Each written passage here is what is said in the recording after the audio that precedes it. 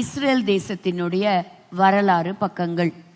பலருக்கு யோசிக்கலாம், எதற்கு இந்த வரலாறு பக்கங்களை நான் தெரிஞ்சுக்கணும்? ஹிஸ்ட்ரி அப்படின்னு சொன்னாலே, history is God's story. History is God's story. அது கடவுளுடைய கதை, நம்மை படைத்தவருடைய கதை. அந்த கதையினுடைய தொடர்ச்சியாக தான் இந்த 2025 மற்றும் பழைய காலங்களில் நடந்த சில சம்பவங்களையும் நம்ம ஒப்பிட்டு பார்க்கிறோம். அப்படி நம்ம உத்து கவனித்து நம்ம சில காரியங்களை கற்றுக்கொள்ளும் பொழுது நம்ம எப்படிப்பட்ட காலத்தில் வாழ்ந்துட்டு இருக்கிறோம் அப்படிங்கிறது நமக்கு நன்றாக புரியும். அதை எதை மையமாக வைக்கிறது?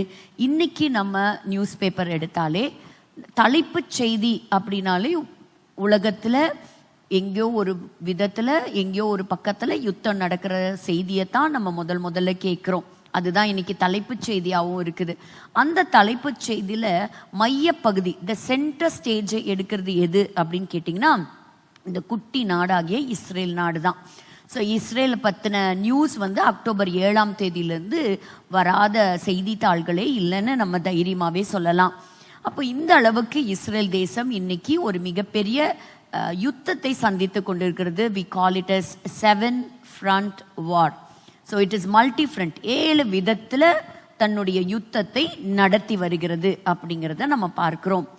ஸோ இன்னைக்கு நம்ம கற்றுக்கொள்ள போகின்ற சில பாடங்களும் முக்கியமான பாடங்கள் தான். அக்டோபர் 7 அப்புறமே இந்த உலகமே ரொம்பவே மாறி போச்சு. அதில் விசேஷமாக இந்த மிடில் ஈஸ்ட், மத்திய கிழக்கு பகுதிகளில் ஒரு பெரிய மாற்றம், இன்னும் மாற்றம் வரத்தான் போகுது. இன்னும் வரக்கூடிய நாட்களில் ஒரு பெரிய வரலாற்று மாற்றப்பட்ட ஒரு பக்கத்தை பார்க்குறோம். இன்றைக்கி நம்ம நடக்கிற விஷயத்தெல்லாம் பேசுகிறோம்ல, நமக்கு பின்னாடி வரக்கூடிய ஜெனரேஷன்ஸ் கூட இது அவங்களுடைய பாட புஸ்தகத்திலேயே படிப்பாங்க. இப்படி ஒரு யுத்தம் நடந்துச்சான் அப்படிங்கிற அளவுக்கு இன்னைக்கு நாம் வாழக்கூடிய நாட்கள் ரொம்ப முக்கியமான நாட்கள். இந்த செய்திகள் எல்லாத்தையும் ஒரு ஜியோ பாலிட்டிக்ஸாவோ ஒரு பொலிட்டிக்கல் சினாரியோ ஏதோ ஒரு அரசியல் ரீதியாக மட்டும் பார்க்கக்கூடாது. ரட்சிக்கப்பட்ட நாம் இஸ்ரவேல் தேசத்தில் நடக்கக்கூடிய சம்பவத்தை வேத எழுத்துக்கள் வழியாக, பரிசுத்த வேதாகமத்தின் வழியாக, so we should see under the lens of the scripture. அப்போ அந்த ஸ்கிரிப்சர் வழியாக பார்க்கும் பொழுது சில ரகசியங்களை நம்ம கற்றுக்கொள்ள போகிறோம். அப்படி பார்க்கும் பொழுது ஒய் இஸ்ரேல்? ஸோ தேவன் ஆபிரகாமை தெரிந்து கொண்டார், ஆபிரகாமோடு கூட சில உடன்படிக்கை செய்தார். கர்த்தர் ஆபிரகாமை ஆசீர்வதித்தார், உன் மூலமாக சகல தேசங்களும் ஆசீர்வதிக்கப்படும் அப்படின்னு சொல்லக்கூடிய ஒரு முக்கிய உடன்படிக்கை பெற்றுக்கொண்ட முதல் மனிதர் இந்த ஆபிரகாம்.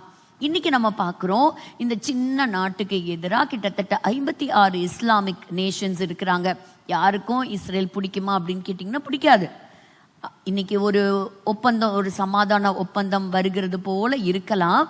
ஆனாலும் இவங்களுக்கு ஒருத்தருக்கு ஒருத்தர் பிடிக்குமா அப்படின்னு கேட்டால் நிச்சயமாக இல்லை. Why Islamic nations are at war with Israel? ஏன் இந்த அளவுக்கு ஒரு கசப்பு, ஏன் இந்த அளவுக்கு ஒரு வெறுப்பு, ஏன் இஸ்ரேல் தேசமே இருக்கக்கூடாது, யூதர்கள் அழிக்கப்படணும் அப்படிங்கிற ஒரு வெறித்தனமான ஒரு செயலில் ஈடுபட்டிருக்கிறாங்க அப்படின்னு சொன்னீங்கன்னா, யுத்தம் என்பது இயேசு கிறிஸ்து தன்னுடைய வருகைக்கும் கடைசி நாட்களுக்கும் ஒரு அடையாளமாக சொல்லிட்டு போனார். யுத்தம் அப்படின்னு சொன்னா ஏதோ புதுசா இன்னைக்கு தான் யுத்தம் நடக்குதுங்கிறது கிடையாது. இயேசு கிறிஸ்து ரோம அரசாங்கத்துல இருந்த சமயத்துல யுத்தங்களை பற்றி பேசும்போது அதற்கு முன்பாக ஆட்சி செய்த கிரேக்கர்கள் பலவிதமான ஃபேமஸ் வார்லாம் நடத்தி இருக்கிறாங்க. அப்போ வார் அப்படிங்கிறது it is nothing new. But what is new in this current scenario? அதை தான் நம்ம பார்க்க போகிறோம். இப்போ நடக்கிற இந்த யுத்தத்தில் என்ன புதுசாக நான் பார்க்குறேன் அப்படிங்கிறத பார்க்குறோம். ஸோ முடிவு காலத்தை பற்றி பரிசுத்த வேதாகமம் அமைதியாக இல்லை. The Bible is not silent about end times are the return of Jesus Christ. The Bible speaks, பேசிக்கொண்டே இருக்கிறது. வேதாகமம் சத்தம் போட்டு கூப்பிட்டு கொண்டு இருக்கிறது. அப்போ இன்னைக்கு அந்த சத்தத்தை யார் கேட்குறோமோ நம்ம பாக்கியவான்கள் தான். அப்போ இன்னைக்கு இந்த யுத்தத்தினுடைய முக்கியமான சில காரணங்கள், சில இஸ்லாமிக் நேஷன்ஸை பற்றி கூட நம்ம படிக்க போகிறோம். அப்போ இன்னைக்கு இது ஒரு கோஇன்சிடென்ஸ் கிடையாது. இன்னைக்கு நம்ம பார்க்க போகிறது தேவன் வைத்திருக்கக்கூடிய மிகப்பெரிய ஒரு திட்டம், த பொலிட்டிக்கல் அன்ரெஸ்ட் அப்படிங்கிறத பார்க்கலாம். ஸோ தொடர்ச்சியாக ஒரு பெரிய யுத்தத்தை சந்தித்து வருகிறது தேசம் உண்டான நாள் முதற்கொண்டு.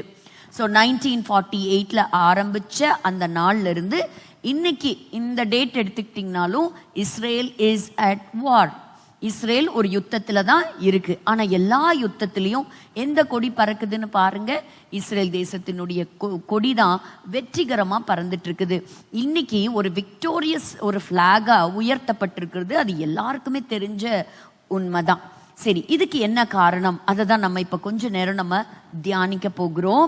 ஸோ நம்ம எல்லாருமே ஒரு சமாதானம் இல்லாத ஒரு காலகட்டங்கள்ல நம்ம இப்ப கூடி வந்திருக்கிறோம். It is a time of global unrest. நிறைய பொலிட்டிக்கலா பார்த்தா நிறைய மாற்றங்கள் வர்றதை நம்ம பார்க்கிறோம். சரி, ஆனாலும் தேவனாகிய கர்த்தர் இஸ்ரேல் தேசத்திற்கு ஒரு வாக்கு தத்தத்தை வைத்திருக்கிறார். இந்த பிரசன்டேஷனுக்கு நேரா நம்ம திரும்பி கொஞ்ச நேரம் கழிச்சு வரலாம். கொஞ்ச நேரம் ஒய் இஸ்ரேல், நான் ஏன் இஸ்ரேல் தேசத்தை பற்றியும் இஸ்ரேல் தேசத்தினுடைய வரலாறு பக்கங்களையும் நான் கற்றுக்கொள்ள வேண்டும், அதை நம்ம இப்ப பார்க்கலாம். அப்ப ஆண்டவர் ஆனாலும் ஒரு உடன்படிக்கை வைத்திருக்கிறார், ஒரு பெரிய ஆசீர்வாதத்தை வைத்திருக்கிறார். என்ன அப்படின்னு கேட்டீங்கன்னா, இஸ்ரேல் தேசத்தை கர்த்தர் மறுபடியுமாக எதிர்காலங்களிலே உயிர்ப்பிப்பேன் என்று சொல்லியிருக்கிறார். ஆண்டவர் சொல்லியிருக்கிறாங்க, I will restore Israel in the future. நாம இன்னைக்கு வாழ்ந்துட்டு இருக்கிற நாட்கள் என்ன அப்படின்னு கேட்டீங்கன்னா, கிருபையின் நாட்கள், டேஸ் ஆஃப் கிரேஸ்ல நம்ம இருக்கிறோம். அப்போ இன்னைக்கு கரண்ட் சிச்சுவேஷன்ல இஸ்ரேல் தேசத்தை எடுத்து பார்த்து, அப்ப நீங்க சொல்றீங்களா இஸ்ரேல் தேசம் செய்யறதெல்லாம் ரொம்ப நியாயம், அவங்க செய்யறதெல்லாம் சரின்னு சொல்றீங்களா? இப்போ அவங்க செய்யறது எல்லாம் சரியா தவறா அப்படிங்கிற ஒரு மிகப்பெரிய கேள்விக்கு தொடர்ச்சியா தான் நம்ம பார்க்க போகிறோம். இன்னைக்கு பார்க்கும் பொழுது அவங்களுக்குள்ள அவ்விசுவாசம் தான் அதிகமா இருக்கிறது, டோட்டல் அன்பிலீஃப். அவங்க இயேசு கிறிஸ்துவை மேசியாவாக அவர்கள் இன்றும் ஏற்றுக்கொள்ளவில்லை. சில மெசியானிக் ஜூஸ் இருக்கிறாங்க, ஆனா எல்லாரும் as a nation, நான் சொல்லுகிற இந்த டிரான்ஸ்ஃபர்மேஷன், ஒரு ரீஸ்டோரேஷன் ஒரு முழு தேசத்துக்கு நடக்க போகுது. ஒரு தனிப்பட்ட நபருக்கோ இல்ல ஒரு சின்ன கூட்டத்துக்கோ நடக்கிற சம்பவம் அல்ல, ஒரு தேசமாக கர்த்தர் அவர்களை மீட்டெடுக்க போகிறார். அது தேவன் வைத்திருக்கிற திட்டம். It is a redemption plan. அதுதான். அப்ப இன்னைக்கு பார்க்கும்பொழுது ரிபெல்லியன் எதற்கு? இன்னைக்கு அவங்களால இயேசு கிறிஸ்துவினுடைய நற்செய்தியின் சுவிசேஷத்தை ஏற்றுக்கொள்ள முடியுமா அப்படின்னு பாத்தீங்கன்னா, நிச்சயமாவே கிடையவே கிடையாது. அப்ப இன்னைக்கும் அதுல ஒரு சிலருடைய இருதயம் எப்படி இருக்கா, இருக்கப்பட்ட நிலைமையில இருக்கு. ஒரு வசனத்தை வாசிப்போம். ரோமர் 11:25 வசனத்தை வாசிக்கலாம். ரோமன்ஸ் 11:25 அதோடைய பிற்பகுதி பாருங்க என்ன சொல்லுகிறது என்று. உண்டாகும் வரைக்கும், புறஜாதியாருடைய நிறைவு உண்டாகும் வரைக்கும் இஸ்ரவேலில் ஒரு பங்குக்கு கடினமான மனதுண்டாயிருக்கும். கடினமான மனது உண்டாகும். பவுல் சொல்லுகிறார், திஸ் இஸ் a சீக்ரெட், இது நான் ஒரு ரகசியம் அப்படின்னு சொல்றார். அப்ப இந்த ரகசியம் என்ன? இஸ்ரவேல் மக்களுடைய இருதயம் இன்னும் கடினமாக இருக்கிறது. எதுக்கு கடினம்? இயேசு கிறிஸ்துவ அவங்க ரிஜெக்ட் பண்றாங்க. அவர் தேவகுமாரன் என்பதை நிராகரிக்கிறார்கள். ஏற்றுக்கொள்ள அவர்களுக்கு மனது இல்லை. அப்போ அவங்களுடைய இருதய கடினத்திற்கும் புறஜாதியாகிய நாம், அந்த சுவிசேஷம் நம்மிடத்தில் வந்திருக்கிறது இல்லையா? அப்ப புறஜாதியாருடைய நிறைவு, அப்ப நமக்கும் ஒரு டேட் ஆண்டவர் ஃபிக்ஸ் பண்ணி வச்சிருக்கிறாரு. அப்போ நமக்கும் ஒரு எக்ஸிட் டேட் ரெடியா இருக்கு, நிறைவு உண்டாகும் வரைக்கும். அப்போ நமக்கும் ஒரு காலம், சபையின் காலம் ஒரு முடிவுக்கு வரும் வரைக்கும். அப்ப இன்னைக்கு தாக்கு பிடிச்சுக்கிட்டு இருக்கிறது எதுன்னு கேட்டீங்கன்னா, சபை தான்.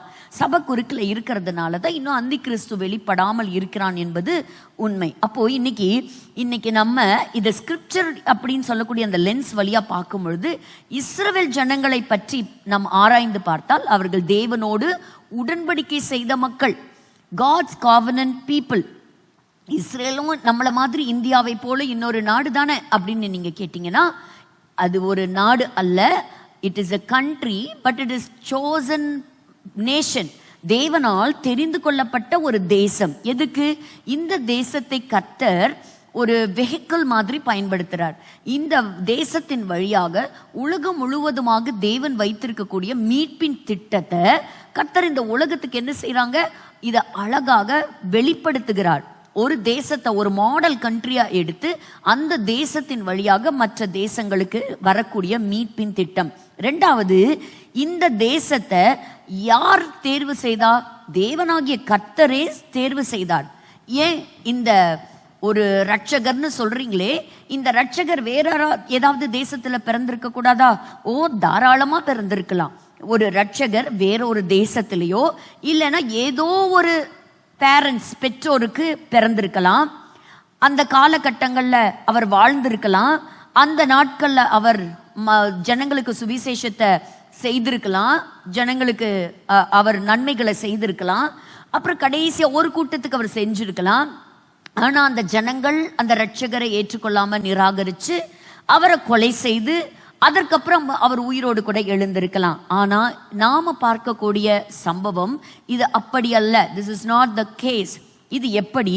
அதனாலதான் பரிசுத்த வேதாகமத்தை புதிய ஏற்பாட்டை நீங்க திறந்த உடனே இயேசு கிறிஸ்துவினுடைய அழகான வம்ச வரலாறிலிருந்து ஆரம்பிக்கிறது, மேசியாவினுடைய ஜீனியாலஜியிலிருந்து ஆரம்பிக்கிறது. யார் இந்த மேசியா? அவர் எந்தெந்த வம்சத்திலிருந்து பிறந்தார் பாருங்க. மத்தேயு, லூக்கா அவங்க 2 பேரும் மட்டும்தான் இயேசு கிறிஸ்துவினுடைய வம்ச வரலாறு சொல்றாங்க. மத்தேயு ராஜாவாக அறிமுகப்படுத்துகிறார். தாவீதின் கோத்திரத்தில் பிறந்தவர், யூத ராஜ சிங்கம் என்பதை அவர் அறிமுகப்படுத்துகிறார். லூக்கா என்ன செய்றார்? ஆதாம்லிருந்து கொண்டு வந்து இயேசு வரைக்கும் கொண்டு வரக்கூடிய அந்த அழகான மேப்பை கொண்டு வருகிறார். அவர் யூதனாக யூத குலத்துல அவர் பிறந்தார் என்பதற்கு சாட்சியாக 2 சாலிடான ரெக்கார்ட் நம்ம கிட்ட இருக்குது. இந்த ஆதாமை சிருஷ்டித்தவர் யார்? தேவனாகிய கர்த்தர். சோ ஒவ்வொரு மனிதனுடைய பிறப்புக்கு பின்பு கடைசியாக தொடுவது யாரை? தேவனாகிய கர்த்தரை மட்டும்தான். பாருங்க, இப்ப இயேசு யூதனாக பெத்லஹேமிலே பிறந்தார். ஏற்கனவே அவரை பற்றி எழுதிய தீர்க்க தரிசனங்கள் நிறைவேறும் விதமாக அவர் எழுதினார். இதை எங்க பார்க்கலாம்? அவருடைய வம்ச வரலாறு அந்த அட்டவணை எடுத்து பார்க்கும் பொழுது பல 100 ஆண்டு காலங்களுக்கு முன்பாக வாழ்ந்த தீர்க்கதரிசிகள் மூலமாக இப்படி ஒரு இரட்சகர் பிறப்பார் அப்படின்னு சொல்லப்பட்டதை ரொம்ப அழகா நிறைவேறின பட்டியலை மத்தேயும் லூக்காவும் அறிமுகப்படுத்துறாங்க. மற்ற காஸ்பல்ஸ்லயும் அதே போலதான் நம்ம பார்க்க முடியும். அப்போ வாசிங்க, ரோமர் 9ஆம் அதிகாரம் 4வது 5வது வசனத்தை நம்ம வாசிக்கும் பொழுது, அவர்கள் இஸ்ரவேலரே புத்திர சுவிகாரமும் மகிமை உடன்படிக்கை நியாயப்பிரமாணம் தேவ ஆராதனை வாக்குத்தத்தங்கள் அவர்களுடையதே. பாருங்க, இஸ்ரவேலரே புத்திர ஸ்வீகாரம், மகிமை, உடன்படிக்கை, அவங்க வர்ஷிப், நியாயப்பிரமாணம், the law எல்லாமே யாருக்கு சொந்தம்? முதல்ல யூதர்களுக்கு தாங்க சொந்தம், இஸ்ரவேலர்களுக்கு தாங்க சொந்தம். 5வது வசனத்தை வாசிங்க. பிதாக்கள் அவர்களுடையவர்களே, மாம்சத்தின்படி கிறிஸ்துவும் அவர்களில் பிறந்தாரே, இவர் என்றென்றைக்கும் ஸ்தோத்தரிக்கப்பட்ட சர்வத்திற்கும் மேலான தேவன். ஆமென். அப்ப பாருங்க, வசனம் சொல்லுகிறது கிறிஸ்து அவர்களில் பிறந்தாரே. எங்க பிறந்தார்? யூதர்கள் நடுவிலே, யூத அந்த கோத்திரத்திலே அவர் பிறந்தார். கிறிஸ்துவும் அவர்களில் பிறந்தாரே. ஃபர்ஸ்ட் அவருக்கு தான் சொந்தம். அப்போ ஜீசஸ் இஸ் a Zionist அப்படின்னு சொன்னா அது ஏற்றுக்கொள்ளத்தான் வேண்டும். இன்னைக்கு பல திருச்சபைகள், ரட்சிக்கப்பட்ட ஜனங்களுக்கே இன்னைக்கு நடக்கக்கூடிய யுத்தம் புரிய மாட்டேங்குது. பலவிதமான அர்த்தங்கள், டேட்டை குறிக்கிறாங்க. நான் நிறைய பார்க்கும் பொழுது, இதோ இந்த நாட்கள் வந்துருச்சு, இந்த அடையாளம் வந்துருச்சு, இயேசு கிறிஸ்துவினுடைய வருகை வந்துருச்சு, இந்த காலகட்டத்துக்குள்ள ஒரு சம்பவம் நடக்க போகுது. See, we are called not to set dates. நம்மளை நாட்களை குறிங்கன்னு சொல்லலை. பாருங்க, சீஷர்கள்லாம் கேட்பாங்க இயேசுவின் இடத்துல, ஆண்டவரே இந்த கடைசி நாட்களுக்கான எங்களுக்கு ஒரு அடையாளத்தை நீங்க சொல்லுங்கப்பா அப்படின்னு கேட்கும் பொழுது, இயேசு கிறிஸ்து அவர்களுக்கு சொன்ன ஒரு முக்கியமான காரியம் என்னன்னா, இந்த கடைசி நாட்கள்ல வஞ்சிக்கப்படாதிருங்கள் அப்படின்னு அந்த வார்த்தையை அவர் சொன்னார். வஞ்சிக்கப்படாதிருங்கள். தெரிந்து கொள்ளப்பட்டவர்களே கடைசி நாட்களிலே வஞ்சிக்கப்படுவார்கள். பாருங்க, 24வது வசனம் 24 சொல்லுகிறது, கள்ள கிறிஸ்துக்களும் கள்ள தீர்க்கதரிசிகளும் எழும்பி கூடுமானால் தெரிந்து கொள்ளப்பட்டவர்களையும் வஞ்சிக்கத்தக்கதாய் பெரிய அடையாளங்களையும் அற்புதங்களையும் செய்வார்கள். நீங்க என்ன செய்யாதீங்க? வஞ்சிக்கப்படாதிருங்கள்.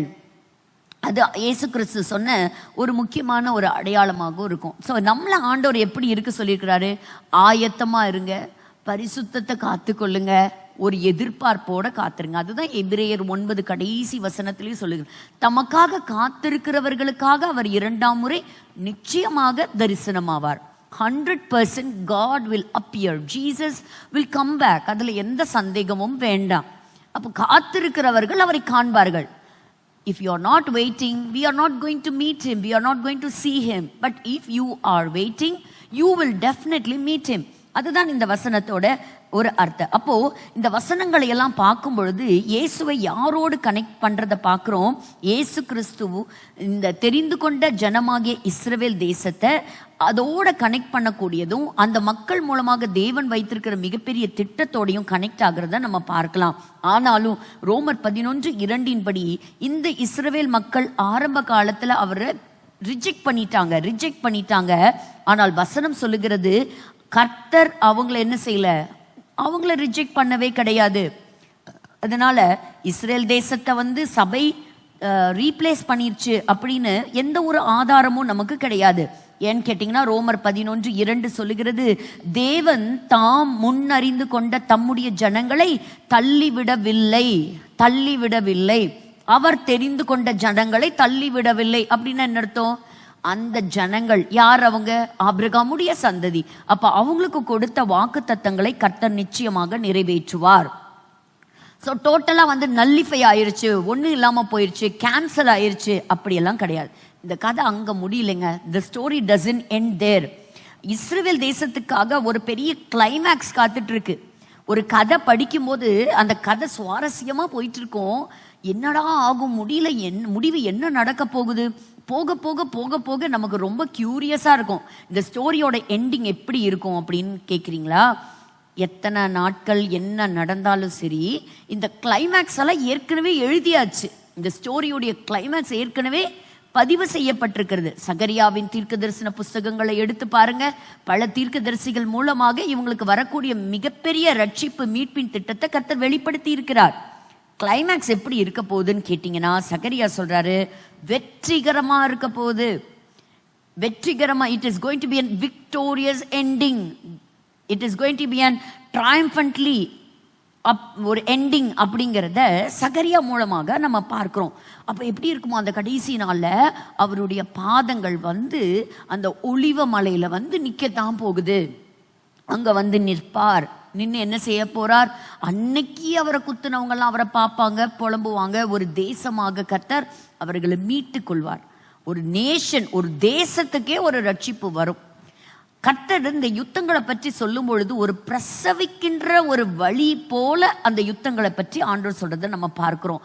அது மட்டுமல்ல, அந்த சமயத்துல இந்த சின்ன நாட்டை சுத்தி இருக்கக்கூடிய ஏராளமான எதிரிகள், தி எனிமீஸ் ஆஃப் இஸ்ரேல், அவங்களை எல்லாம் கர்த்தர், அவங்கள சுத்தி இருக்கக்கூடிய எல்லாத்தையும் கர்த்தர் அழித்து ஒரு மிகப்பெரிய ஜெயத்தை அவர்களுக்கு கொடுப்பார் என்பது எழுதப்பட்ட தீர்க்க தரிசனங்கள்.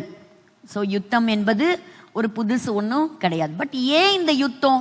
வாசிங்க, யாக்கோபு 4:1 ஏன் இந்த யுத்தங்கள்? யாக்கோபு 4:1, உங்களுக்குள்ளே யுத்தங்களும் சண்டைகளும் எதினாலே வருகிறது? உங்கள் அவயவங்களில் போர் செய்கிற இச்சைகளினால் அல்லவா? பாருங்க, உங்கள் சரீரத்துல இருக்கக்கூடிய இச்சைகள், the selfish desires, அதனால என்ன வருது? யுத்தங்களும் சண்டைகளும் வருகிறது. ஒரு போட்டி, பொறாமை, யார் அதிகாரத்தை பிடிக்கிறது, அப்படி ஒருத்தரை வீழ்த்தி ஒருத்தரை எழும்பி, அந்த அளவுக்கு இன்னைக்கு யுத்தங்கள் வர்றதுக்கு காரணம் என்ன? நம்முடைய சரீரத்துல போர் செய்ய. அப்ப அங்க சரீரத்துல ஒரு போர் நடக்குதான். இன்னைக்கு அதை பற்றி தான் நான் வேகமா சொல்ல போறேன். போர் செய்கிற இச்சைகளினாலே அல்லவா? அப்போ அவயத்திலையும் ஒரு வார் நடக்குது. அந்த வாருடைய வெளிப்பாடு தேசங்களிலே, பட்டணங்களிலே நம்ம பார்க்கக்கூடிய இந்த யுத்தங்களாம். அப்ப பாருங்க, இஸ்ரேல் எடுத்துக்கிட்டீங்கன்னா கான்ஸ்டன்டாவே ஒரு அச்சுறுத்தல்ல தான் இருக்குது. அந்த நாடு இருக்குமா, இருக்காதா, அழிச்சிடுவாங்களா, போயிடுவாங்களா, அந்த நாட்டை பிடுங்கிடுவாங்களா? 24 மணி நேரம் 24/7 throughout the year, all 365 days Israel has to watch. கவனிச்சுக்கிட்டே இருக்கணும். ஏன்னா சுத்தி இருக்கிறவங்க யாரும் ஒரு நண்பன் கூட கிடையாது. சுத்தி இருக்கிற எல்லாருமே எப்படா இவனை விழுங்கலாம், எப்படா தம்சம் பண்ணலாம், அப்படிதான் காத்திருக்கிறாங்க. ஏன் இது அப்படின்னு கேட்டீங்கன்னா, இந்த யுத்தங்களை ஒரு ஆவிக்குரிய ரீதியில நம்ம பார்க்க போறோம். இது ஒரு சாதாரண மாம்சத்துல நடக்கிற யுத்தங்களா நீங்க பார்க்க கூடாது. இதற்கு பின்பாக இருந்து கிரியை செய்யக்கூடிய சாத்தானுடைய கிரியைகளை நம்ம பார்க்க போறோம். ஆரம்பத்துல இருந்தே சாத்தானுக்கு இந்த தேசம் பிடிக்கவே பிடிக்காது. ஏன்?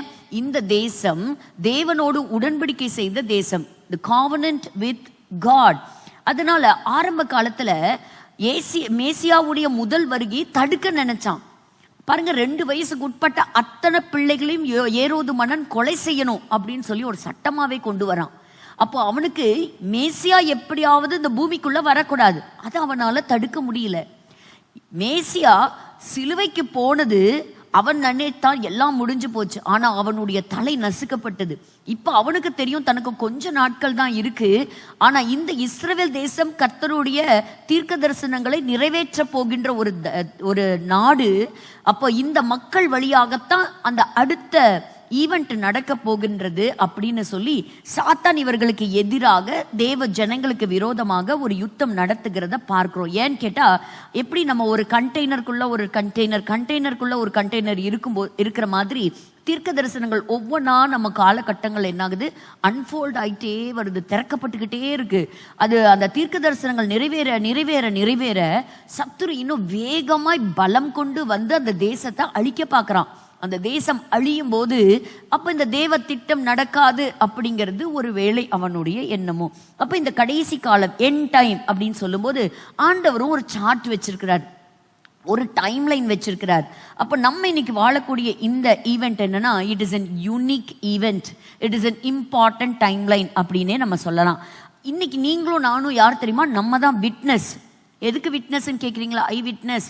பல 1000 வருஷங்களுக்கு முன்பாக எசேக்கியேல் தீர்க்கதரிசி வழியா ஆண்டவர் சொல்றாரு, இந்த அழிக்கப்பட்ட இந்த தேசம் மறுபடியும் கட்டப்படும், தேசமா மாறும், அந்த தேசத்துல ஜனங்கள் வந்து குடியேறுவாங்க, ஆபிரகாமினுடைய சந்ததி வந்து குடியேறும் அப்படின்னு சொன்னதுக்கு நீங்களும் நானும் சாட்சிங்க.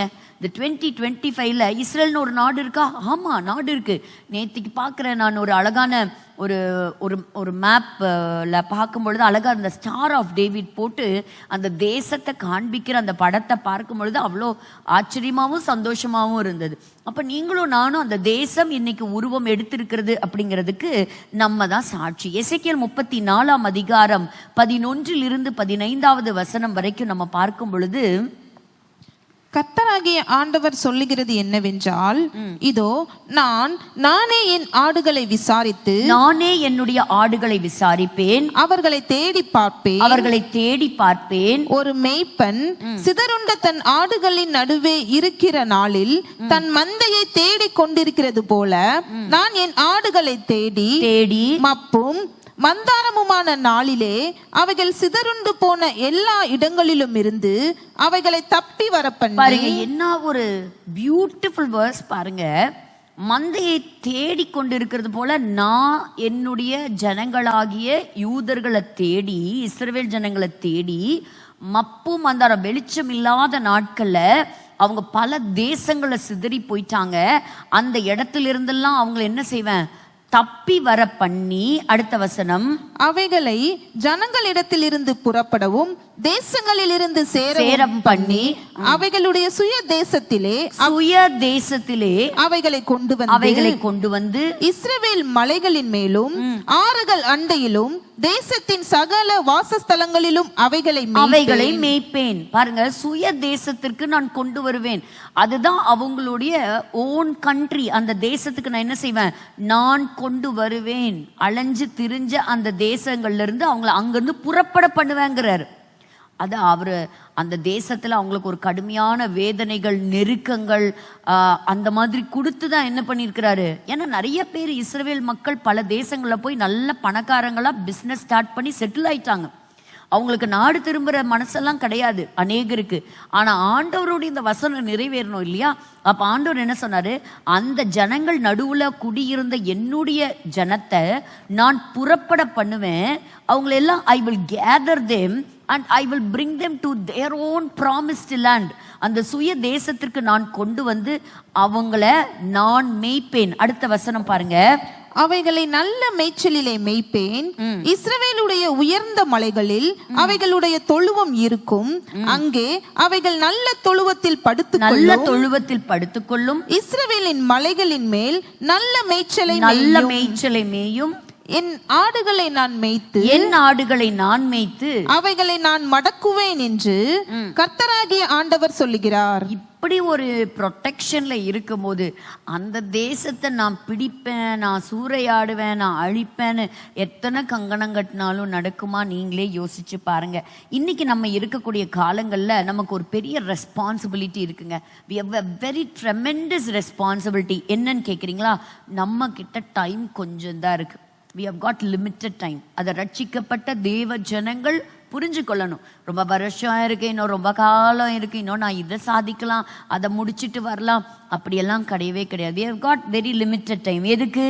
இன்னைக்கு ஜனங்களுக்கு ஒரு எச்சரிப்பின் சத்தத்தை கொடுக்கணும். ஏன்னு கேட்டா, இந்த தேசம் தேவனால் தெரிந்து கொள்ளப்பட்ட தேசம். அவர் தெரிந்து கொண்ட இந்த தேசத்தை, இந்த தேசத்துக்கு எதிராவோ இந்த தேசத்துக்கு எதிராக இருக்கக்கூடிய மக்களோடு கூட ஒரு நாளும் ரட்சிக்கப்பட்டவர்கள் கை கோர்த்து கொள்ளவே கூடாது. சபை தான் இந்த நேரத்துல இஸ்ரவேல் தேசத்துக்காக துணையாக ஜபத்துல நிக்கணும். அவங்க வழியாதான் நம்ம எல்லா ஆசீர்வாதங்களை பெற்றிருக்கிறோம். அப்போ அந்த தேசத்துக்கு இன்னைக்கு நாம் தேவை. we are not here to set the dates for our rapture. இன்னைக்கு ரகசிய வருகை, நாளைக்கு ரகசிய வருகை, நாளானைக்கு இத்தனை காரியங்கள் நடக்க போகிறது. நம்மள ஆண்டவர் சொன்னாரு, விழித்திரு, ஜாக்கிரதையா இரு, ஆயத்தமா இரு. அவர் உன்னை சந்திக்கும் பொழுது நீ எப்படி இருக்கணுங்கிற சில கிரைட்டீரியாஸை கொடுத்துட்டாரு. அவ்வளவுதான் பிப்ளிக்கலா பாருங்க. ஆனா இஸ்ரவேலர்கள், அராபியர்கள் யாரா வேணாலும் இருக்கட்டும், நீங்க ஈரான்ல இருக்கிற மக்களா இருங்க, எகிப்துல இருக்கிறவங்களா இருங்க, இல்ல இஸ்ரேல் நாட்டுக்குள்ள இருக்கக்கூடிய யூதனாவே இருங்க, யாரா இருந்தாலும் ரட்சிப்பு, நித்திய ஜீவன், பரலோக ராஜ்யம் அப்படின்னு சொன்னா அது இயேசு கிறிஸ்து வழியாதான் ரட்சிப்பு. It is only through Jesus Christ. So வாசிங்க தீத்து 2ஆம் அதிகாரம் 13வது வசனம். தீத்து 2:13. நாம் நம்பி இருக்கிற ஆனந்த பாக்கியத்துக்கும் மகாதேவனும் நமது இரட்சகருமாகிய இயேசு கிறிஸ்துவினுடைய மகிமையின் பிரசன்னமாகுதலுக்கும் எதிர்பார்த்து கொண்டிருக்கும்படி நமக்கு போதிக்கிறது. அப்ப நமக்கு ஒரு காரியத்தை சொல்லி கொடுத்துட்டே இருக்குது. என்னது? ஆனந்த பாக்கியத்துக்கும். நாம் நம்பி இருக்கிற ஆனந்த பாக்கியம், the great God, the appearance of the great God, Mahadevan, நம்முடைய ரட்சகராகிய இயேசு கிறிஸ்து மகிமையாக, குளோரியஸாக. ஃபர்ஸ்ட் டைம் அவர் எங்க பிறந்தாருன்னு தேட வேண்டியதா இருந்தது இல்லையா? பெத்லஹேம்ல ஒரு மாட்டு தொழுவத்துல தான் அவரை கண்டுபிடிச்சாங்க.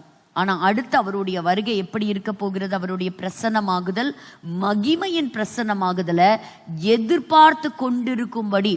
அப்போ இட் இஸ் எவ்ரிடேஸ் எக்ஸ்பெக்டேஷன். தினம் ஒரு எதிர்பார்ப்பு இருக்கணும். இன்னைக்கு நான் என்னோட ஆண்டவரை நான் பார்ப்பேனா, இன்னைக்கு என்னுடைய ஆத்ம நேசரை ஒருவேளை நான் இன்னைக்கு சந்திப்பேனா, ஒருவேளை இன்னைக்கு அவருடைய வருகை இருக்கும்னா நான் எப்படி இருப்பேன், என்ன ஏற்றுக்கொள்ளத்தக்கதாக என்னிடத்தில் அவர் எண்ணத்தை காண்பார். அது ரொம்ப ரொம்ப நமக்கு ரொம்ப முக்கியம். இது அழகா இந்த வசனம் நமக்கு சொல்லுகிறது. அதே போலதான் தாவீது சொல்லுகிறார், டியூட்ரானமி உபாகமம் 7:8, இந்த தேசத்தை கர்த்தர் ஏதோ அவங்க பெரியவங்க, ரொம்ப சிறந்தவங்க, இல்லைன்னா அவங்க நீதிமான்கள், இல்லைன்னா அவங்க நிறைய ஜனத்தொகை உள்ள மக்கள்னா அவர் அவங்கள எடுத்துக்கவே இல்லை.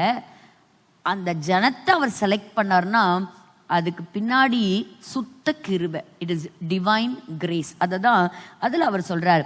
ஸோ ஏன் அவர் செலக்ட் பண்ணார் நமக்கு தெரியாது. ஆனா இன்னைக்கு நடந்துட்டு இருக்கிற ஹிஸ்டரி, இன்னைக்கு நடந்துட்டு இருக்கிற யுத்தங்கள், இது எல்லாத்தையும் ஆண்டவர் ஆர்கனைஸ் பண்றார். God is orchestrating everything. அவர் ராஜாக்களை தள்ளி ராஜாக்களை ஏற்படுத்துகிற தேவனுடைய பயங்கரமான கரம் இந்த மீட்பின் திட்டத்துக்கு பின்பாக செயல்படுகிறது என்பதை நம்ம மறக்க கூடாது. Every behind every mankind. இந்த ஆசீர்வாதம் கொஞ்ச காலத்துல பூமி முழுவதும் பரப்ப போகுது. It is going to extend to all Nations in the world. எல்லாருக்கும் பரவி போக போகிறது. பாருங்க, ஆரம்ப காலத்திலிருந்து இந்த மக்கள் என்ன செஞ்சாங்கன்னா, இவ்வளவு அழகா ஆசையா கூட்டிட்டு வந்த இஸ்ரவேல் ஜனங்கள் ஆரம்ப காலத்திலிருந்தே அவங்க விக்கிரக ஆராதனைக்கு போனாங்க, ஆண்டவருக்கு எதிர்த்து வந்தாங்க, ஆண்டவர் செய்யக்கூடாதுன்னு சொன்னதெல்லாம் எடுத்தாங்க, மேசியாவை ரிஜெக்ட் பண்ணாங்க. ஆனாலும் ஆண்டவர் செய்த உடன்படிக்கை மாறவே இல்லை. It remains intact. அதை நம்ம ஒரு நாளும் மறக்கவே கூடாது. ஏன்னா ஆபிரகாமோடு கர்த்தர் செய்த உடன்படிக்கையில எந்த ஒரு நிபந்தனையும் அவர் வைக்கவில்லை. It is an unconditional covenant. It is an everlasting promise. அது நித்திய காலமாக இருக்கிறது என்பதே நம்ம ஒரு நாளும் நம்ம மறக்கவே கூடாது. அப்போ இன்னைக்கு நம்ம பார்க்கிறோம், இன்னைக்கு அந்த நாட்கள் இருந்த மக்கள் மோசையினுடைய நியாய பிரமாணத்தின்படி அவங்க ஒரு கீழ்ப்படிதலுக்குள்ள வந்தா ஆசீர்வாதம், கீழ்ப்படியலன்னா என்னது? சாபம்.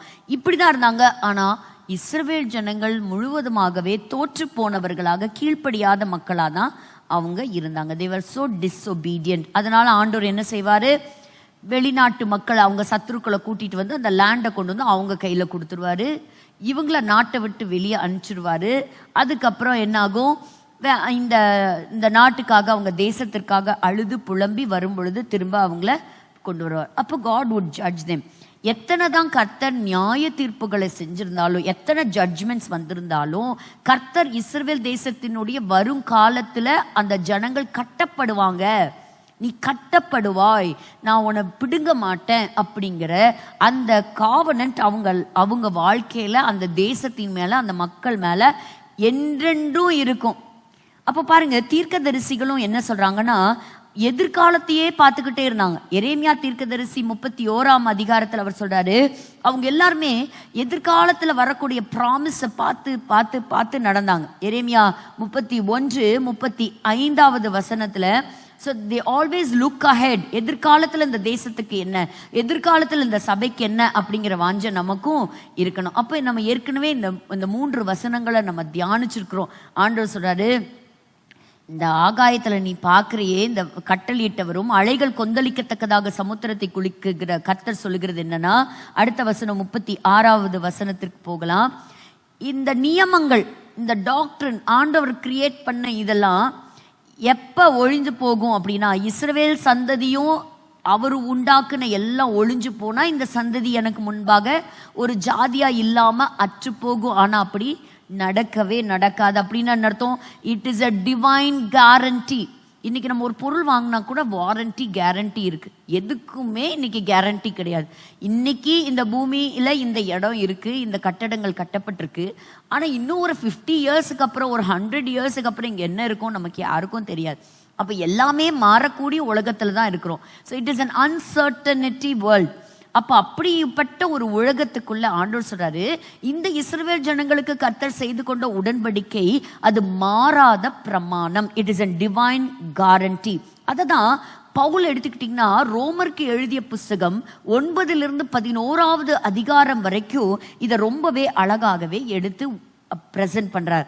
இப்ப பவுல் பிரசன்ட் பண்றதுல இருந்து ஒரு விஷயத்தோட ஒரு இன்ட்ரோடக்ஷன் மட்டும் நான் கொடுத்து இந்த இடத்துல நான் நிறுத்துறேன். திரும்ப நம்ம என்ன செய்ய போறோம்? கண்டினியூ பண்ண போறோம். ஏங்க, இந்த அளவுக்கு வாக்குத்தத்தம் பண்ணப்பட்ட தேசம் ஏங்க இப்படி எப்ப பாரு சண்டை சச்சரவாவே இருக்கு அப்படின்னு நீங்க கேக்குறீங்களா? அதுவும் இந்த இஸ்ரவேல் மக்களுக்கும் இஸ்லாமிய மக்களுக்கும் ஒரு பெரிய சண்டையே சண்டை அப்படிதான் இருக்கு. அதுக்கு கொஞ்சம் நம்ம என்ன செய்ய போறோம்? கொஞ்சம் பல 1000 வருஷங்கள் அப்படியே ரிவர்ஸ்ல டிராவல் பண்ணி இன்னும் சில ரகசியங்களை நம்ம கற்றுக்கொள்ள போறோம். வாசிங்க பார்க்கலாம். அருமையான வசனம், ஆதியாகமம் 16வது அதிகாரம் 12வது வசனம். ஆதியாகமம் 16:12. அவன் துஷ்ட மனுஷனாயிருப்பான், அவனுடைய கை எல்லாருக்கும் விரோதமாகவும் எல்லாருடைய கையும் அவனுக்கு விரோதமாகவும் இருக்கும், தன் சகோதரர் எல்லாருக்கும் எதிராக குடியிருப்பான் என்றார். பாருங்க, இது ஏதோ ஒரு சாதாரண வார்த்தை நினைக்காதீங்க வசனம்னு. It is a prophetical verse. இது ஒரு தீர்க்க தரிசனமான ஒரு வார்த்தை வசனம். யாரை பற்றி எழுதப்பட்டிருக்கிறது? ஆபிரகாம் ஆகார் மூலமாக பெற்றெடுத்த பிள்ளை இஸ்மவேல். ஆண்டவர் சொல்றாரு, நான் உனக்கு ஒரு பிள்ளைய கொடுப்பேன், ஒரு வாக்குத்தத்தம் பண்ணப்பட்ட பிள்ளைய கொடுப்பேன், அந்த சந்ததியை நான் ஆசீர்வதிக்க போறேன். அது யாரு? அது ஈசாக்கு. இன்னும் ஈசாக்கு பிறக்கல. ஆபிரகாமினுடைய மனைவி சாராள். ஆபிரகாமுக்கும் சாராளுக்கும் கர்த்தர் ஒரு வாக்குத்தத்தம் பண்றாங்க. ஆனா அதற்கு நடுவுல அப்ப பல காலங்கள் வருஷங்கள் உருண்டோடிருச்சு. ரோமருக்கு எழுதிய நிருபங்கள்லாம் வாசிக்கும் போது 2 உறுப்புகளும் செத்துப்போன உறுப்புகள். ஆபிரகாமும் சரி சாராளும் சரி இனி ஒரு பிள்ளையை பெறவே முடியாது. 2 டெட் ஆர்கன்ஸ், 2 டெட் ஆர்கன்ஸை வச்சு கர்த்தர் ஒரு உயிரோட ஒரு சந்ததியை பெற்றெடுக்க முடியுமா? இப்போ இந்த வாக்கு தத்தத்தை இவங்க பெற்றுக்கொண்டாங்க. இப்ப இந்த வாக்கு தத்தத்தை மாம்சீகத்துல நிறைவேற்றுவதற்கு முயற்சி செய்யறாங்க. as though they want to help God. கடவுளுக்கே நம்ம உதவி செய்யறோம் அப்படிங்கிற மாதிரி மாம்சத்துல ஒரு தீர்மானம் எடுத்து அடிமை பெண்ணா கொண்டு வந்த இந்த ஆகாரை தன்னுடைய கணவன் ஆபிரகாமுக்கு கொடுக்கிறாள். இவள் மூலமாவதாக எனக்கு ஒரு பிள்ளையை பெற்றுக் கொடுங்க. அந்த காலகட்டங்கள்ல இருந்த வழக்கத்தின்படி, இன்னைக்கு அப்படிப்பட்ட வழக்கம் கிடையாது. அன்னைக்கு அப்படிப்பட்ட வழக்கத்தின்படி என்ன செஞ்சுக்கிட்டாங்க, எடுத்துக்கிட்டா அவங்களுக்கு பிறக்கிற பிள்ளை இவங்களுடைய சந்ததியாக இருக்கும். அப்படி ஆகாருக்கு பெற்ற பிள்ளையின் பெயர் இஸ்மவேல். இப்ப பாருங்க அவன் எப்படி இருப்பானா, அவன் துஷ்ட மனுஷனாய் இருப்பான். துஷ்ட மனுஷனாய் இருப்பான். நம்பர் 1, அவனுடைய கை எல்லாருக்கும் விரோதமாக, அவனுடைய கை எல்லாருக்கும் விரோதமா தான் அவன் இருப்பான். நம்பர் 2, எல்லாருடைய கையும் அவனுக்கு விரோதமாயும் இருக்கும். தன் சகோதரர் எல்லாருக்கும் எதிராக குடியிருப்பான். அவன் பக்கத்திலேயே குடியிருப்பான். தன் சகோதரர் எல்லாருக்கும் எதிராக குடியிருப்பான். இப்போ இந்த வசனம்லாம் இன்னைக்கு நிறைவேறுதா அப்படிங்கிறதெல்லாம் பாருங்களேன். அப்போ இது ஏதோ வரலாறுங்க, இது ஏதோ பழைய ஹிஸ்டரியை படிக்கிறேன்னு நினைக்காதீங்க. இது ஒரு தீர்க்க தரிசனமா பாருங்க. இது ஒரு தெய்வீக ஒரு அறிவுறுத்தல் அப்படின்னு கூட சொல்லலாம். எதை பற்றி? தன்னுடைய ஜனத்தை குறித்த எதிர்காலத்தை குறித்து. அப்போ it is a pattern of spiritual conflict. ஒரு ஆவிக்குரிய ஒரு போராட்டத்தினுடைய ஒரு பேட்டர்னா நம்ம இதை பார்க்க முடியும். இன்னைக்கு நம்ம வாழக்கூடிய உலகம் யுத்தத்தினால கிழிக்கப்பட்ட ஒரு உலகம் அப்படின்னே நம்ம சொல்லலாம். அதுலயும் முக்கியமா அதிகமான யுத்தங்களை சந்திக்கிற இடம் எது அப்படின்னா இந்த மிடில் ஈஸ்ட் தான். அதுல அதிகமான நிலங்களை இன்னைக்கு ஆக்கிரமித்து ஆட்சி செய்து ஆளுகை செய்வது யார்? இஸ்லாமியர்கள் தான், இஸ்லாம் தான். அப்போ இன்னைக்கு தேசங்களுக்கு நடுவுல மட்டும்தான் அவங்க சண்டை போடுறாங்கன்னு நினைக்காதீங்க. அவங்களுக்குள்ளாரியே சண்டை தான். பாகிஸ்தான் எடுத்துக்கோங்க, ஆப்கானிஸ்தான் எடுத்துக்கோங்க, any nation that you take, அவங்களுக்குள்ளாரியே நிறைய உள்ள கான்ஃபிளிக்ட் இருக்கா இல்லையா? ஆமா. அப்ப இந்த ப்ராஃபஸி முடிஞ்சிருச்சுன்னு நம்ம சொல்ல முடியுமா? இந்த வசனம் முடிஞ்சு போச்சுன்னு சொல்ல முடியுமா? ஏதோ பழைய கதைங்க அப்படின்னு சொல்ல முடியுமா? கிடையவே கிடையாது. இன்னைக்கும் there is a political unrest. இன்னைக்கும் ஒரு சுமூகமான ஒரு சூழ்நிலை இல்லை இஸ்ரேலுக்கும் இஸ்லாமுக்கும். அப்போ இந்த வசனத்தை எப்படி நம்ம பார்க்க போறோம் அப்படின்னா ஒரு ஸ்பிரிச்சுவல் லீனியேஜ்ல நம்ம பார்க்க போறோம். அப்போ இஸ்மவேலை பற்றி சொன்ன இன்னொரு வசனத்தை நம்ம பார்க்கும் பொழுது 17ஆம் அதிகாரம் 20வது வசனத்துல பார்க்கும் பொழுது, இஸ்மவேலுக்காகவும் நீ செய்த விண்ணப்பத்தை நான் கேட்டேன், அவனை நான் ஆசீர்வதிப்பேன், அவனை மிகவும் அதிகமாக பழுகவும் பெருகவும் பண்ணுவேன். இன்னைக்கு பழுகி பெருகி இருக்காங்களா இல்லையா? அவங்க தான் உலகத்துக்கே இன்னைக்கு என்ன கொடுக்குறாங்க? ஆயில் சப்ளை பண்றாங்க. நல்ல ஆசீர்வாதமா இருக்கிறாங்க. அவன் 12 பிரபுக்களையும் பெறுவான், அவனை பெரிய ஜாதியாக்குவேன். இப்ப இன்னைக்கும் நான் போன வாரம் அவங்க எதற்காக அவங்க காத்திருக்கிறாங்கன்னு கூட சொன்னேன். ஸோ அவங்க பெரிய ஜாதியா இன்னைக்கு இருக்கிறாங்க. இந்த வசனங்கள்லாம் நிறைவேறி இருக்கு. ஆனா இன்னைக்கு வரைக்கும் அவங்க துஷ்ட மனுஷர்களா தான் இருக்கிறாங்க. இன்னைக்கும் அவங்களுடைய கை மற்றவங்களுக்கும் மற்றவங்களுடைய கை இவங்களுக்கு விரோதமாகவும் இருக்கிறத நம்ம பார்க்கிறோம். அப்போ ஏன் இன்னும் இந்த ரெஸ்ட்லெஸ்னஸ் அப்படின்னு சொன்னீங்கன்னா, ஒரு பகுதியை நம்ம வாசித்து இப்பொழுது இன்றைக்கு இந்த ஒய் இஸ்ரேலுங்கிற பகுதியை நான் நிறைவு செய்கிறேன். இதோடைய தொடர்ச்சி எங்க, இதோடைய கவனமா நம்ம படிக்க போறது என்ன அப்படின்னா, கலாத்தியர் 4ஆம் அதிகாரத்துக்கு நேராக வாங்க. பாருங்க, நான் இந்த வசனத்தை படிக்கிறேன். ஆனா இந்த வசனத்தை இந்த ஒரு வாரம் நீங்க டைம் எடுத்துக்கோங்க, இந்த வசனங்களை மெடிடேட் பண்ணுங்க. அப்போ நான் அடுத்த வாரம் இந்த தொடர்ச்சி சொல்லும் பொழுது உங்களுக்கு ரொம்ப அழகா புரியும். வாசிக்கிறேன். கலாத்தியர் 4ஆம் அதிகாரம் 22வது வசனம். ஆபிரகாமுக்கு 2 குமாரர் இருந்தார்கள் என்று எழுதியிருக்கிறது. ஒன்னு ஈசாக்குன்னு சொல்லலாம், இஸ்மவேல் சொல்லலாம். ஒருவன் அடிமையானவளிடத்தில் பிறந்தவன். யார் அவன்? இஸ்மவேல். ஒருவன் சுயாதீனமுள்ளவளிடத்தில் பிறந்தவன். யார் அவன்? ஈசாக். யாரிடத்தில் பிறந்தவன்? சாராளிடத்தில் பிறந்தவன். அடுத்தது 23. அடிமையானவளிடத்தில் பிறந்தவன் மாம்சத்தின்படி பிறந்தான். மாம்சத்தின்படி பிறந்தவன். சுயாதீனம் உள்ளவிடத்தில் பிறந்தவன் வாக்குத்தத்தத்தின்படி பிறந்தவன். ஸோ அந்த இடத்துல மனுஷ பலம் வேலை செய்யல, ஆண்டவருடைய வல்லமையினால பிறந்த மகன் தான் இந்த ஈசாக்கு. த்ரூ காட்ஸ் பவர் அதுல பிறந்தவன் தான் இந்த ஈசாக்கு. மாம்சத்தின் படி பிறந்தவன் இந்த இஸ்மவேல். திரும்ப திரும்ப சொல்ற, மாம்சத்தின் படி பிறந்தவன், அடிமைத்தனத்தை ரெப்ரசன்ட் பண்ணி பிறக்கிறவன் இஸ்மவேல். ஆனா தேவனுடைய வல்லமையினாலே சாராள் கர்ப்பம் தரித்து அவள் பிள்ளை பெற்றவ. அந்த பிள்ளையின் பேர் என்னங்க? ஈசாக்கு. இப்போ அப்படியே கீழே வரலாம். நடுவில் இருக்கிற வசனத்தை நான் கொஞ்சம் ஸ்கிப் பண்ணி வரேன். சகோதரரே 28, நாம் ஈசாக்கை போல வாக்கு தத்தத்து பிள்ளைகளாய் இருக்கிறோம். ஆகிலும் மாம்சத்தின்படி பிறந்தவன் ஆவியின்படி பிறந்தவனை அப்பொழுது துன்பப்படுத்தினது போல இப்பொழுதும் நடந்து வருகிறது. அப்போ ஆகிலும் மாம்சத்தின் படை பிறந்தவன் இஸ்மவேல், ஆவியின்படி பிறந்த இந்த ஈசாக்கு அன்னைக்கு எப்படி துன்பப்படுத்தினானோ இப்பொழுதும் அது நடந்து வருகிறது. நீங்க நிறைய ஒரு ஸ்டோரி மாதிரி படிச்சிருப்பீங்க இல்லையா? அதாவது சாராள் ஆபிரகாம் கிட்ட கம்ப்ளைண்ட் பண்ணுவாங்க, பாரு என் பிள்ளைய பரியாசம் பண்றாங்க அப்படிங்கறதெல்லாம். அப்போ அதெல்லாம் இன்னைக்கு நடக்குதா? அப்போ இதுக்கும் சாராள் லைஃப்ல அங்க நடந்ததுக்கும் ஆண்டவர் அனுப்பி விடுன்னு சொல்றதுக்கும் நம்ம ஒரு மிகப்பெரிய ஒரு கம்பேரிட்டிவ் ஸ்டடியை நம்ம படிக்க போறோம். அப்போ இப்ப நடக்கக்கூடிய இந்த ஈரான் கான்ஃபிளிக்ட் உங்களுக்கு ரொம்ப அழகாவே ரொம்ப புரியும். ஸோ இஸ்ரவேல் தேசத்தினுடைய இந்த மாம்சத்தின்படியும் ஆவியின்படியும் இந்த நடத்தக்கூடிய இந்த யுத்தத்தினுடைய ஆழமான அர்த்தத்தை இன்னும் வருகிற நாட்கள்ல நம்ம படிச்சு கொள்ளலாம். இந்த வாரத்துக்கான பிரசன்டேஷனுக்கு நேராக நம்ம கடந்து போலாம். இந்த வீக் நமக்கு சொல்ற அளவுக்கு ஒரு முக்கிய செய்தி இல்லைன்னா கூட சவுதி அரேபியா என்ன சொல்லுது அப்படின்னு சொன்னா, காசால இருக்கக்கூடிய இந்த ஹமாஸை கம்ப்ளீட்டா என்ன செய்யுங்க, டோட்டலாவே ஒரு முடிவுக்கு கொண்டு வாங்க, இராடிகேட் பண்ணுங்க அப்படின்னு சொல்லி சவுதியும் ஒரு காரியத்தை அவங்க சொல்றாங்க. இப்போ சிட்னியில் சில நர்சஸ் என்ன பண்ணாங்கன்னா, இஸ்ரவேலர்கள் பேஷண்ட்ஸாக வரும்போது அவங்கள கொலை செய்வதற்கு அவங்க முயற்சி எடுத்தாங்க. அந்த மாதிரி அதில் ஈடுபட்டாங்க. அவங்க 2 இயர்ஸ் ப்ராக்டிஸ் பண்ண முடியாதுன்னு வெறும் அந்த மாதிரி ஒரு தண்டனையை கொடுத்துருக்குறாங்களாம்.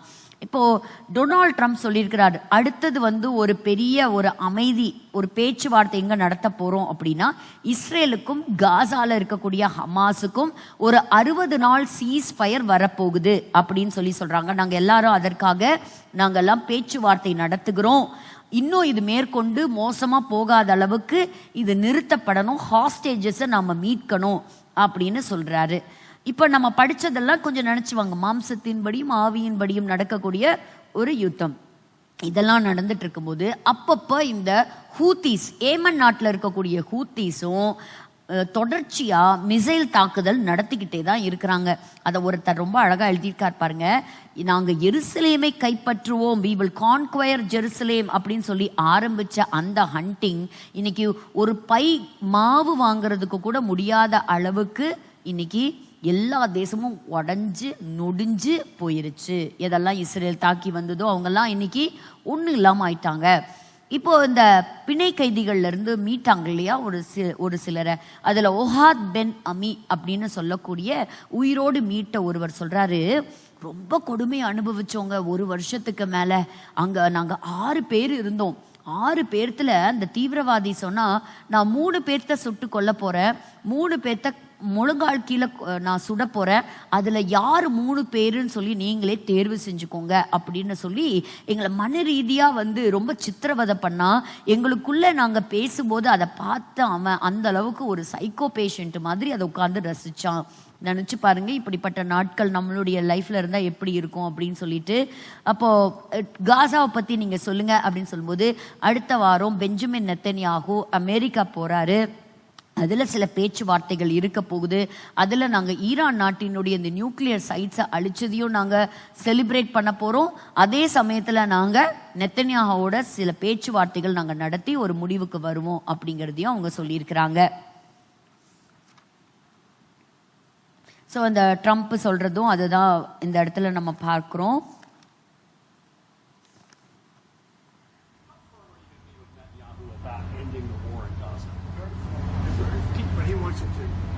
He's coming here next week. He wants to end it too. We had a tremendous success with Iran. We want to have the are you going to sign? I said, sign? They are so bummed out. Did you see the report issued this morning? The place was decimated. It'll be years before anybody even gets down there. So that's not a priority, but we'll have a report and we'll have whatever we want. We'll get whatever we want from Iran. And I think, and I hope they will have a good, they have massive sanctions right now, binding sanctions. It'll be very hard for them to do anything with those sanctions. And I look forward to maybe there'll be a time when we get along with them and they can rebuild their country. But is there a point where you tell Netanyahu, like, you gotta end this now, you gotta strike a deal? Well, he wants to. He wants to. I think we'll have a deal next week. Thank you. Mr. President. So பார்க்கலாம் வருகிற வாரங்களில் இருவரும் சந்திக்கும் பொழுது எப்படிப்பட்ட தீர்மானங்கள் எடுப்பாங்க அப்படின்ட்டு. அமெரிக்கா ஒரு கிறிஸ்டியன் நேஷன் அப்படின்னு நம்ம எல்லாருமே தெரியும். ஆனாலும் நியூயார்க் ஒரு முக்கியமான ஒரு ஸ்டேட் இல்லையா, அதில் அதிகமான ஓட் எடுத்து அந்த இடத்துல ஜெயிச்சிருக்கிறார் ஜோரான் மம்தானி அப்படின்னு சொல்லக்கூடிய ஒரு இஸ்லாமிய நபர், இந்திய நாட்டை சேர்ந்தவர். அப்போ இவர் பேசும்போது, குஜராத்திலிருந்து நான் வந்தேன், எங்கள் ஊரில் எங்கள் ஸ்டேட்டில் அநேக இஸ்லாமியர்கள் கொலை செய்யப்பட்டாங்க, அதுபோல தான் இந்த பிபி நெத்தன்யாகவும் இவங்கெல்லாம் வந்து வார் கிரிமினல்ஸ் அப்படின்னு சொல்கிறாரே. இனி வரக்கூடிய நாட்கள் ட்ரம்ப் இல்லாத காலகட்டங்களில் இப்படிப்பட்ட மனிதர்கள் எழும்பி நியூயார்க்கில் பார்த்தீங்கன்னா நிறைய இஸ்லாமியர்கள் இப்போ போயிருக்கிறாங்க, அப்படியெல்லாம் வந்ததுன்னா இன்னைக்கு இருக்கக்கூடிய சப்போர்ட் அவங்களுக்கு இருக்குமா அப்படின்னா ஒரு மிகப்பெரிய ஒரு கேள்விக்குறி தான். இத்தனை நடந்தும் இஸ்ரேலுடைய ஃபாரின் எக்ஸ்சேஞ்ச் வேல்யூஸை கம்பேர் பண்ணும்போது அவங்களோடது அதிகரிச்சிருக்கு அப்படின்னு சொல்லலாம். இப்போ ஈரான் பக்கம் திரும்புகிறோம். ஈரான் பக்கத்தில் பார்க்கும் பொழுது அதில் ஒருத்தங்க ரொம்ப அழகாக ஒரு சின்ன ஒரு ஏஐ வீடியோ ஒன்று விட்டுருக்குறாங்க. ஸோ அந்த வீடியோவில் பார்க்கும் பொழுது அவங்க சொல்கிறாங்க, பெஞ்சமின் நெத்தன்யாஹூ அவருடைய ஒய்ஃபை கைப்பிடிச்சிட்டு வர்றதும், மினிஸ்டர் கீலா கம்லியேல், அப்புறம் அந்த தேசத்தை விட்டு வெளியே போன ரேசா பல்லவி, ஷா குடும்பத்தை சேர்ந்தவர். அடுத்த வருஷம் it will be a free Tehran, free Iran அப்படின்னு சொல்றாங்க. ஸோ சீக்கிரத்தில் இந்த ஈரானில் ஒரு பெரிய மாற்றம் வரலாம், ஒரு பொலிட்டிக்கல் ரிஃபர்மேஷன் வர்றதுக்கான வாய்ப்புகள் இருக்குது. நம்ம ஏன்னா சுற்றி இருக்கக்கூடிய தேசங்களை நம்ம பார்க்கணும். பாருங்கள், இப்போ நம்ம சில வசனங்கள்லாம் இப்போ படித்தோம்ல, இந்த 2024 இந்த வாரில் மட்டும் 32,281 32,000க்கும் மேற்பட்ட இஸ்ரவேலர்கள் 94 நாடுகள்லேருந்து இஸ்ரவேல் திரும்பி வந்திருக்கிறாங்களாம். அப்போ தீர்க்க தரிசனம் நிறைவேறுதா இல்லையா? From 94 countries they have come back to the land of Israel. So 700 பேர் வந்து இஸ்ரேல் நாட்டை சேர்ந்தவர்கள் ஈரான்லேயும் அரெஸ்ட் செய்யப்பட்டிருக்கிறாங்க. ஈரானில் இருக்கக்கூடிய அயத்தோலா மக்கேரேம் அப்படின்னு சொல்லக்கூடியவர் என்ன சொல்கிறாரு, நம்ம எல்லாரும் ஒன்று சேரணும், ஒன்று சேர்ந்து இந்த நெத்தன்யாவையும் ட்ரம்ப்பையும் கொலை பண்ணணும், அவங்க தான் வந்து நம்ம கடவுளுடைய எனிமீஸ் ஆஃப் காட் அப்படின்னு சொல்கிறாங்க. அதற்கு நடுவில் பார்க்கும்பொழுது ஹெஸ்போலாவில் இருந்து இவங்களுடைய ப்ராக்சி கூட்டம் எத்தனையோ பேர்த்து அவங்க என்ன செஞ்சுருக்கிறாங்களோ கொன்று குவிச்சிருக்கிறாங்க. இதுக்கு முன்னாடி இந்த பிரசிடென்ட் இருந்த ஒபாமாவாக இருக்கட்டும், ட்ரம்ப்பாக இருக்கட்டும், ஒரு சின்ன கம்பேரிட்டிவ் ஸ்டடி பார்க்கும்போது ஈரானுக்கு மிகவும் ஆதரவாகவும் பல $பில்லியன் அந்த நியூக்ளியர் வெப்பன்ஸை தயாரிப்பதற்கு அவர் கொடுத்திருக்கிறாரு என்பதும் மறுக்க முடியாத உண்மை. ஆதரவாக இருந்திருக்கிறார். ஆனால் அப்படி அல்ல, இஸ்ரேலை பாதுகாக்க கத்தர் நாட்களை மாற்றி லீடர்ஸை மாற்றி ட்ரம்ப்பை எழுப்பியிருக்கிறார் அப்படிங்கிறது நம்ம பார்க்க வேண்டிய ஒரு விஷயம். அதே சமயத்தில் ஹமாஸ் டெரரிஸ்ட் ஆர்கனைசேஷனோட ஒரு ஒன் ஆஃப் த ஃபவுண்டர்னு அழைக்கப்படுகிற ஒரு தீவிரவாதியும் பயங்கரவாதியும் எலிமினேட் செய்யப்பட்டிருக்கிறாங்க. அநேகர் வந்து இந்த பழைய படத்தில் பார்த்தீங்கன்னா ஏகப்பட்ட தீவிரவாதிகளை அவங்க எலிமினேட் பண்ணியிருக்கிறாங்க. இவர் யாருன்னு கேட்டிங்கன்னா லெபனான்ல இருந்து கொடுக்கக்கூடிய ஒரு டிவி நிகழ்ச்சியில் சொல்கிறாங்க, ஹெஸ்போலாவை பார்த்து சொல்றாங்க, எங்க நாட்டை விட்டு நீ போயிரு, உன்னுடைய ஆயுதங்கள் ட்ரோன் எல்லாம் தூக்கிட்டு நீ வெளியே போயிரு, இனி நாங்க நிம்மதியா நாங்க இருக்கணும். பாருங்க, லெபனான் தானே இத்தனை நாள் ஆதரவா இருந்தது ஈரானுக்கு.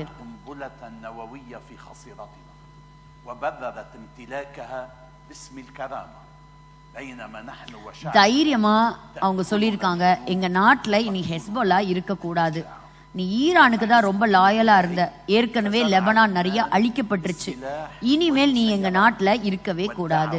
we want to live in peace, நாங்க சமாதானத்தோட நாங்க இருக்கணும்.